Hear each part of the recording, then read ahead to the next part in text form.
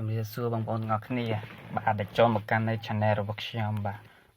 ហើយបងប្អូនជួយចុច like ហើយនិង subscribe នៅ channel របស់ខ្ញុំម្នាក់មួយទៅបាទដើម្បីទទួលនៅវីដេអូថ្មីជាបន្តទៀតបាទហើយថ្ងៃនេះមានអត្ថបទមួយលើកឡើងថាចំពោះស្រីបាទអានអត្ថបទនេះឲ្យចប់សិនមុនអ្នកប្រគល់ព្រហ្មចារីយ៍ឲ្យគូស្នេហ៍របស់អ្នកបាទឥឡូវចង់ដឹងវាមានអត្ថន័យយ៉ាងណាសូមតាមដានទាំងអស់គ្នា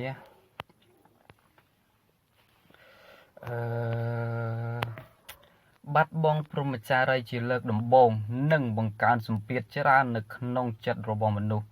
ចាប់ផ្ដើមគិតពីការសម្រេចកាមខ្លួនឯងនិងការឡើងក្រែជាមួយគូស្នេហ៍ជារឿងពីរផ្សេងគ្នាដូចនេះនៅក្នុងអត្ថបទនេះយើងនឹងបកស្រាយ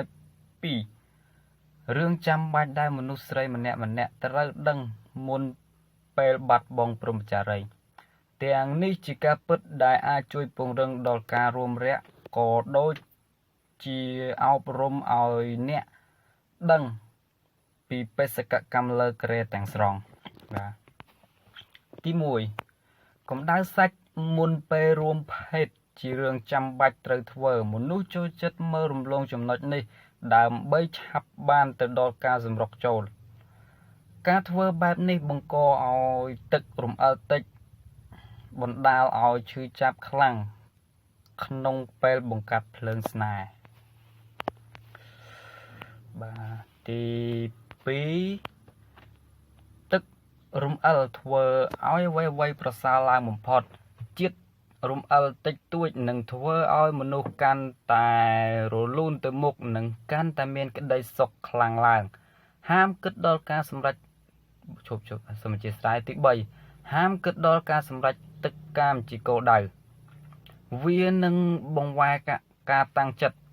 និងរារាំងដល់សកម្មភាពលើក្រែផ្ទុយទៅវិញផ្ដោតខ្លាំងនៅលើពេលឥឡូវហើយមានក្តីសុខនិងសង្គ្រាមក្តៅសាច់របស់អ្នកបាទទី4អ្នកស្រាវជ្រាវបានអះអាងថាមនុស្សងាយនឹងសម្រេចទឹកកាមបើ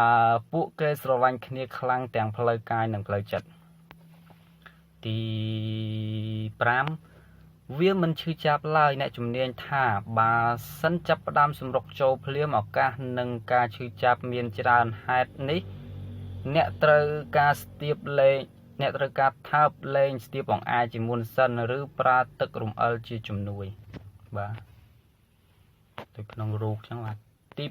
6ការសិក្សាបានបង្ហាញថាអសមត្ថភាពផ្លូវភេទមិនមែនត្រឹមតែកើតឡើងចំពោះមនុស្សចាស់ប៉ុណ្ណោះទេវាក៏អាចកើតឡើងចំពោះមនុស្សពេញវ័យដែរសំខាន់បុរសមិនជក់បារីនិង